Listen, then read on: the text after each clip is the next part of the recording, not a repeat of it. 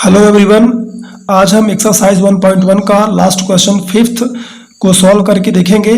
ठीक है, इसके पहले हम कुछ डाउट की बात करते हैं। कुछ बच्चे कहते हैं कि जैसे एनी पॉजिटिव इंटीजर लिखा रहता है, समझ में नहीं आता कि कौन सा इंटीजर, और कभी लिखा रहता है फॉर सम इंटीजर्स। तो देखिए यहाँ पर ये एनी इंटीजर का मतलब कि 1 2 3 कोई भी इंटीजर नहीं, मतलब यहाँ डिवाइजर के हिसाब से देखते हैं। जैसे ये 9 मैंने आपको क्वेश्चन में बता दिया है कि ये डिवाइजर होता है, ये क्वोशंट होता है। ठीक है, तो जैसे 9 डिवाइजर है तो वो इंटीजर वो हो सकता है जो 9 के इक्वल हो या 9 से बड़ा हो। ठीक है, वो पॉजिटिव इंटीजर की यहाँ पर बात कर रहा है। वो कोई भी इंटीजर हो चाहे, बट वो 9 से ग्रेटर हो या 9 के इक्वल हो, तो कोई भी इंटीजर की बात वो कर रहा है। ठीक है, ऐसे ही यहाँ पर देख लिए फॉर सम इंटीजर जैसे m हो गया, फॉर सम इंटीजर q हो गया। तो यहाँ पर जो q क्वोशंट है और ये जो m की बात कर रहा है, ये उस इंटीजर की बात कर रहा है। जब आप डिवाइड करेंगे 9 से, उस नंबर को आप डिवाइड करेंगे तो जो क्वोशंट आपको प्राप्त होगा वही जो है यहाँ पर आ सकता है, और उसी के लिए ये जो स्टेटमेंट है वो ट्रू माना जाएगा। ठीक है, तो आई होप दैट आपको ये चीज़ जो है क्लियर हो गई होगी। चलिए हम देखते हैं क्वेश्चन नंबर 5 में। आपके पास तो कोई ये नंबर दी नहीं है कि कोई पॉजिटिव नंबर, इसने बोला है कि एनी पॉजिटिव इंटीजर, तो उसे हम क्या मान लेते हैं इन क्वेश्चंस में, ए मान लेते हैं। ठीक है, आपने देखा होगा कि ये एक बात और बता दें आपको कि ये जो क्वेश्चन 5 है वो बिल्कुल 4th क्वेश्चन की तरह है। अगर आपको 4th क्वेश्चन समझ में आ गया होगा तो ये यकीन मानिए कि आपको ये बहुत ही आसान तरीके से समझ में आ जाएगा। ठीक है, क्योंकि हमें सेम करना है, बस थोड़ा सा डिफरेंस ये है कि इसमें क्यूब करना है और हमने 4th क्वेश्चन में क्या किया था, स्क्वायर किया था। ठीक है, let A B the, sorry यहाँ पर आप एनी मान सकते हैं, एनी पॉजिटिव, ठीक है, any positive integer,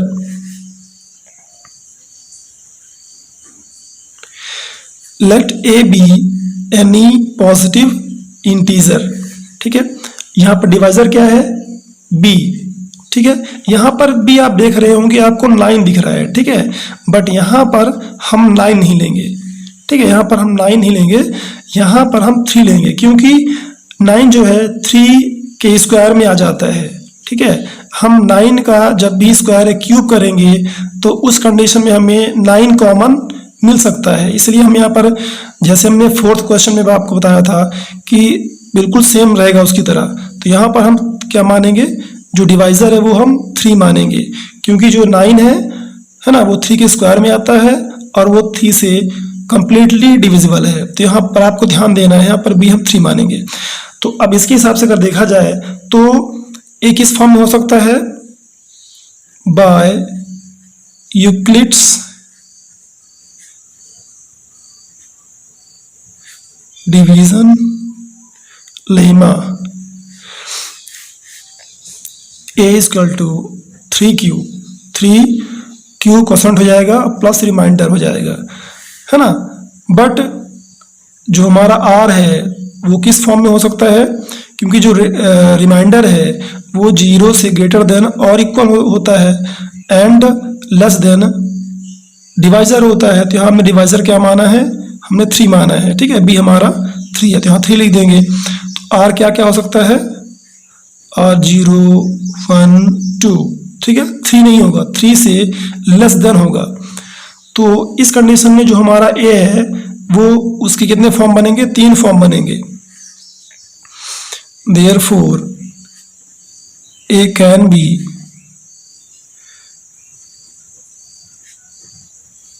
in the form, देखिए a can be 3q, पहला इक्वेशन मान सकते हैं आप, a can be 3q plus 1, second equation इसको मान लेंगे, और a is equal to 3q plus 2, ये 2 है ना, रिमाइंडर इसको हम 2 मान लेंगे यहाँ पर। तो ये बन जाएगा 3rd क्वेश्चन। अब क्या करना है, आपने 4th क्वेश्चन में क्या किया था, इन 3 इक्वेशन का स्क्वायर किया था, तो इसमें क्या करेंगे, इस पे आप क्यूब करेंगे। ठीक है, तो हम क्या इसमें लिखेंगे, इधर हम लिखेंगे taking cube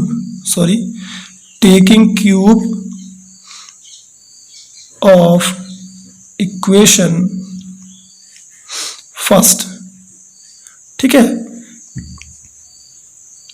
both side।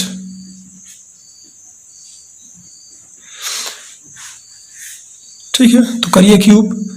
A cube is equal 3q का क्यूब, तो ये हो जाएगा 3 का क्यूब 27q क्यूब।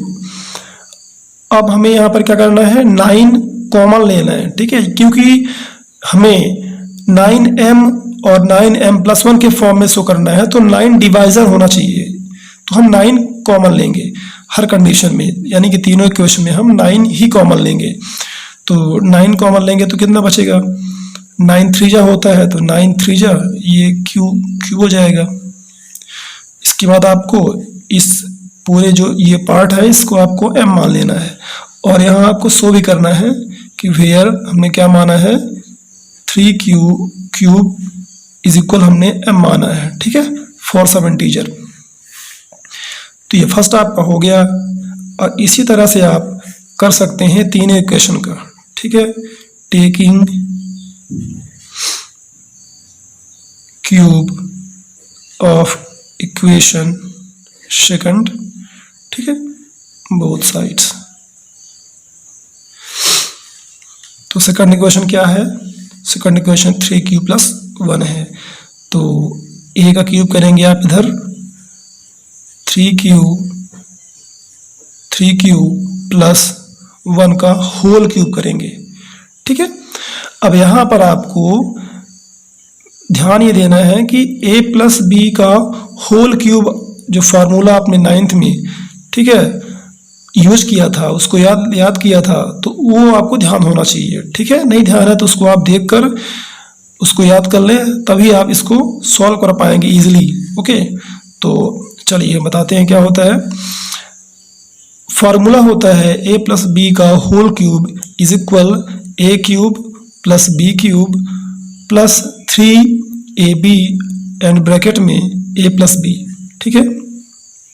चलिए, तो उसके हिसाब से आप क्या लगा देंगे, a का स्क्वायर मतलब a का क्यूब मतलब 3q का क्यूब प्लस b का क्यूब मीन्स 1 का क्यूब प्लस 3ab यानी 3 into 3q into b 1 and bracket में क्या आएगा a + b, तो a + b के प्लेस में आप यूज करेंगे 3 + 1। इसके बाद इसका क्यूब क्या आएगा, 27 क्यूब आएगा, इसका तो 1 ही आएगा, 1 का क्यूब 1 ही होता है, ठीक है। 3 3 जा 9, 9 1 जा 9, ठीक है, 9q 3q + 1। इसके बाद आप क्या करेंगे, यहाँ पर 9q का मल्टीप्लाई करेंगे इस ब्रैकेट के अंदर, इन दोनों नंबर्स करेंगे, ठीक है।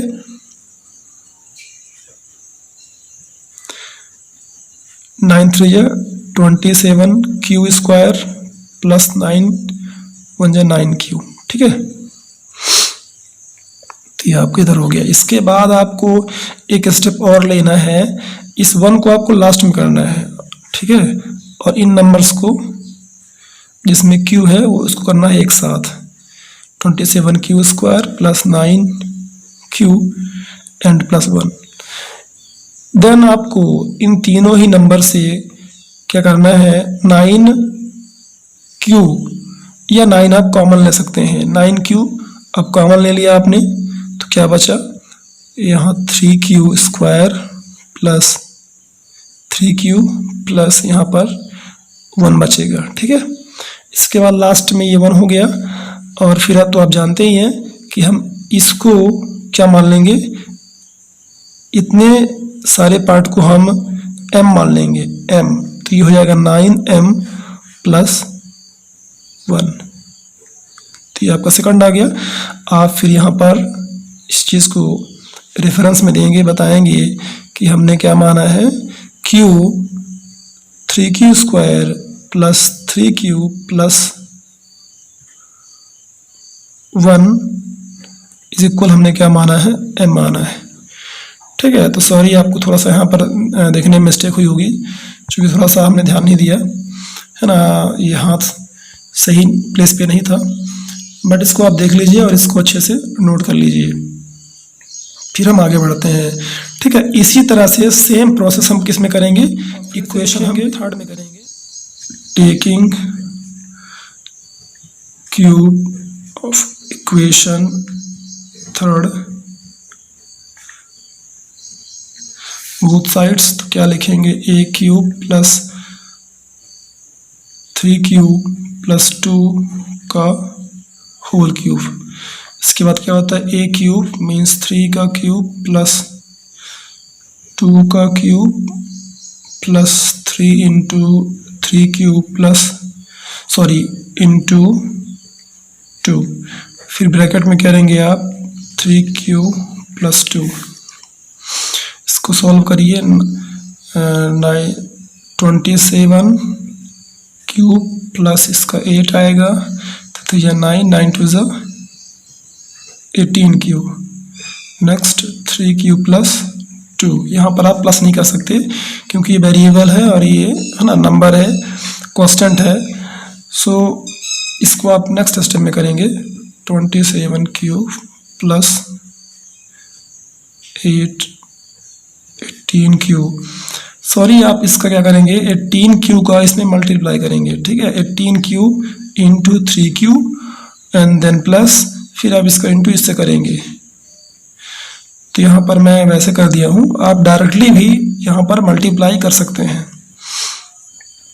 तो आपके यहाँ पर क्या प्राप्त होगा, 27 क्यूब प्लस आप क्या करें कि ये क्यूब बाई नंबर है उसको पहले कर लें। ठीक है, जैसे 18 क्यूब का आप इससे करेंगे तो क्या होगा, 18 3 54 क्यू स्क्वायर प्लस 18 2 36 क्यूब, और ये 8 को आप लास्ट में कर देंगे तो देन आपको क्या मिलेगा। अब देखिए, अब यहाँ पर क्या करना है, आपको इन तीनों नंबर से 9 कॉमन लेना है बस। ठीक है, चलिए, तो ये कितनी बार में आएगा, 9 आप कॉमन लेते हैं, 9 क्यूब भी ले सकते हैं आप, कोई दिक्कत नहीं उसमें, उससे आपको ये गलत नहीं होगा। 9 क्यूब भी कॉमन ले सकते हैं क्योंकि तीनों ही नंबर में क्यू है।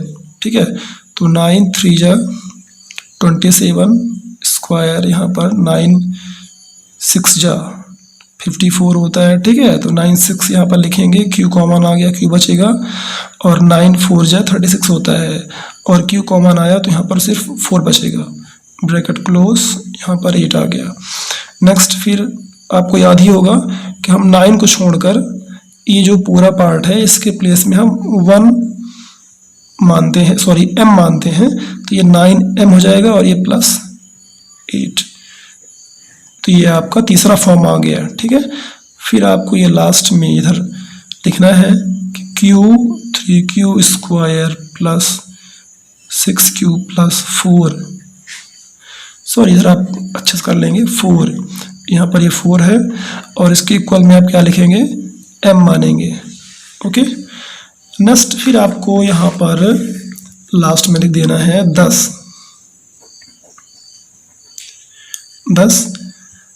क्यूब ऑफ, क्वेश्चन में क्या दिया था, cube of any positive integer. ठीक है, तो आपको यहाँ पर लिख देना है कि cube of any positive integer is of the form 9m plus 1 और 9m plus 2। ठीक है, प्रूव्ड, मतलब हमने शो करके दिखा दिया, इस बात को हमने क्या कर दिया, शो कर दिया। ठीक है।